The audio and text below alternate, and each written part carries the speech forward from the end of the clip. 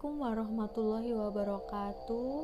Jumpa lagi di konten saya. Kali ini saya akan ngebahas tentang tokoh yang sangat melegenda banget di Jawa. Yang pastinya sosok ini adalah sosok yang sangat sakti dulunya, dengan kepiawaiannya, dengan berbagai ilmu peletnya.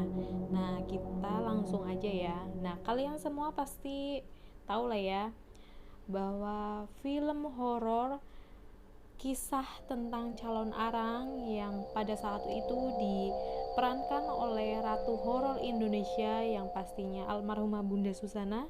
Dan film ini tuh cukup sukses banget waktu itu karena kepiawaian beliau dalam akting membuat tokoh yang melegenda itu kembali hidup dan bisa disaksikan oleh banyak orang di Indonesia.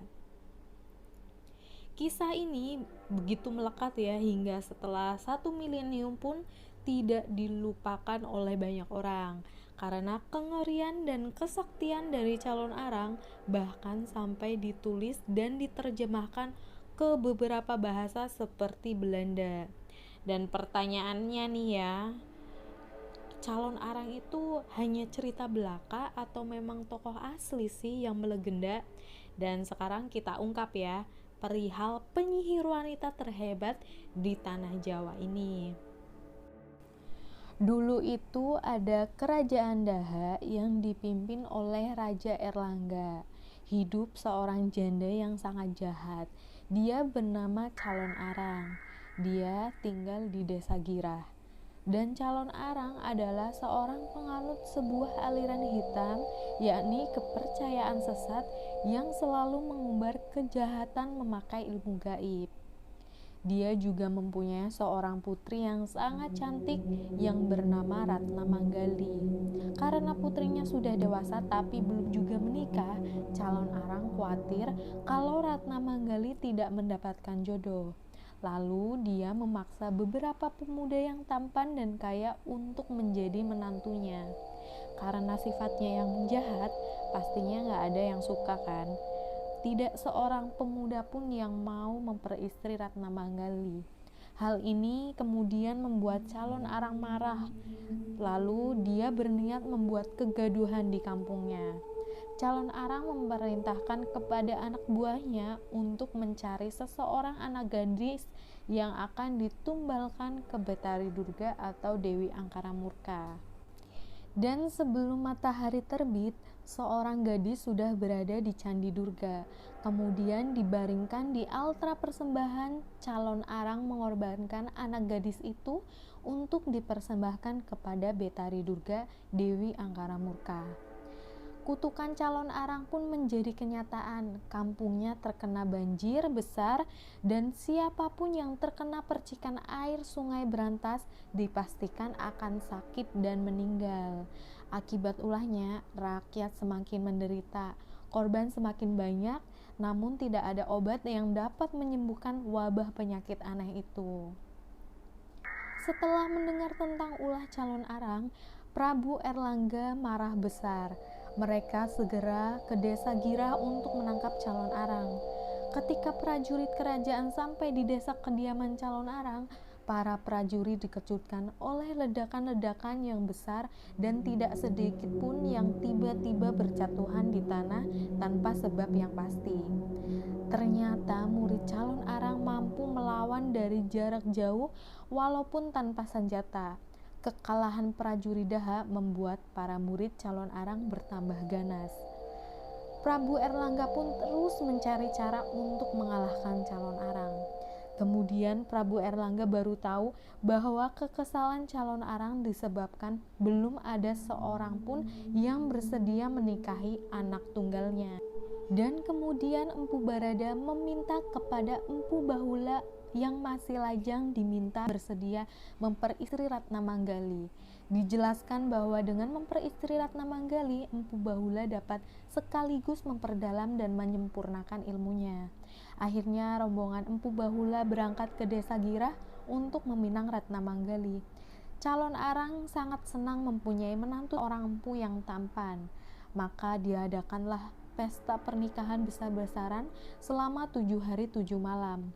Pesta yang berlangsung itu sangat menyenangkan hati calon arang. Ratna Manggali dan Empu Bahula juga sangat bahagia karena mereka saling mencintai.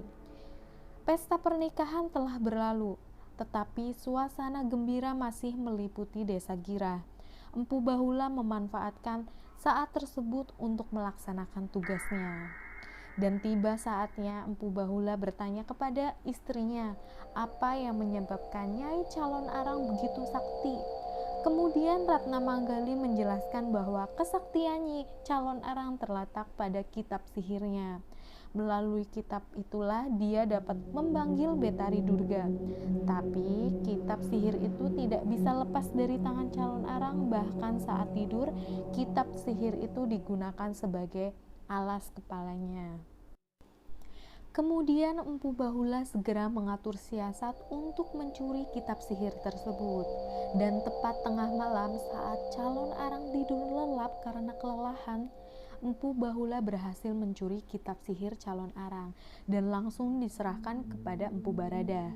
Setelah itu Empu Bahula dan istrinya segera kabur karena tahu pasti calon arang sangat marah ketika mengetahui kitab sihirnya sudah dicuri. Sementara itu, Empu Barada mempelajari kitab sihir dengan giat. Setelah mempelajari kitab itu, Empu Barada menantang calon arang. Dan mereka bertarunglah sewaktu menghadapi Empu Barada. Kedua belah telapak tangan calon arang menyemburkan jilatan api. Begitu juga kedua matanya. Empu Barada menghadapinya dengan tenang dan santai sambil membaca sebuah mantra untuk mengembalikan jilatan dan semburan api ke tubuh calon arang, dan akhirnya berhasil.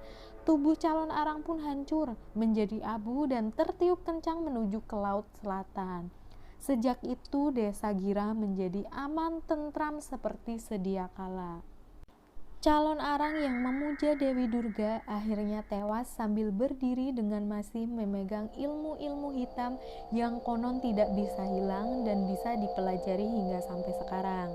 Di era yang sudah maju seperti ini, kisah tentang calon arang masih saja dianggap mengerikan dan beraroma angker. Beberapa tahun yang lalu, seorang anak meninggal karena tertusuk keris usai memerankan lakon calon arang di Bali. Dan konon roh-roh jahat menyebabkan anak itu sering kerasukan hingga akhirnya menemui ajal dengan cara yang mengerikan. Dan kalian pasti bertanya-tanya kan, kenapa calon arang ada di Jawa tapi ceritanya terkenal di Bali dan bahkan menjadi tarian budaya di Bali. Oke, jadi konon dulu si calon arang kalah tempur sebab kitab saktinya miliknya yang dicuri dan diamankan oleh Empu Barada. Setelah kitab sihir berada di tangan Empu Barada, tidak jelas ke tangan siapa kitab sakti tersebut berpindah. Akan tetapi, beberapa murid calon arang yang telah mempelajari sebagian ilmu sihirnya melarikan diri ke Pulau Bali. Di Pulau Dewata itulah beberapa murid tersebut melestarikan ilmu sihir calon arang dan mengajarkan kepada siapa saja yang ingin mempelajarinya. Selanjutnya, ilmu sihir yang berkembang di Bali dikenal dengan sebutan leak.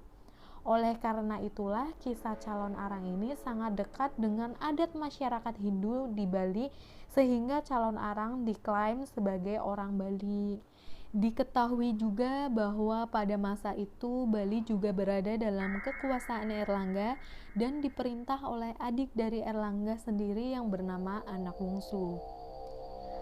Leak dalam mitologi Bali adalah penyihir jahat. Le artinya penyihir dan ak artinya jahat. Leak hanya bisa dilihat di malam hari oleh para dukun, sebab pada siang hari mereka tampak seperti manusia biasa. Menurut kepercayaan orang Bali, leak adalah manusia biasa yang mempraktekkan sihir jahat dan membutuhkan darah embrio agar dapat hidup. Dikatakan juga bahwa leak dapat mengubah diri menjadi babi atau bola api, sedangkan bentuk leak yang sesungguhnya memiliki lidah yang panjang dan gigi yang tajam. Apabila seseorang menusuk leher leak dari bawah ke arah kepala, pada saat kepalanya terpisah dari tubuhnya, maka leak tidak dapat bersatu kembali dengan tubuhnya. Jika kepala tersebut terpisah pada jangka waktu tertentu, maka leak akan mati. Lain di Bali, lain juga di Kediri. Di kota itu, tempat calon arang yang konon merupakan bangunan rumah atau tempat persembahannya masih ada hingga sekarang. Di sana kita bisa menemukan bebatuan-bebatuan besar yang berbentuk kotak tertata di bawah pohon besar. Terletak di Dusun Buntu, Sukarejo, Kediri, tempat ini selalu ramai dikunjungi orang. Biasanya pada malam-malam tertentu ada orang yang datang untuk semedi atau sekedar memberi sajen. Mengenai kebenaran calon arang, beberapa orang berpendapat kalau dia hanyalah makhluk 50. Ada yang bilang kalau calon arang adalah wujud kekecewaan Erlangga karena selalu gagal melawan salah satu pemimpin wanita di tanahnya. Dan itulah tadi kisah dan asal-usul calon arang dan leak yang terkenal di Bali. Ternyata mereka itu mempunyai sejarahnya tersendiri. Dan terima kasih yang sudah mendengarkan cerita ini dari awal sampai akhir.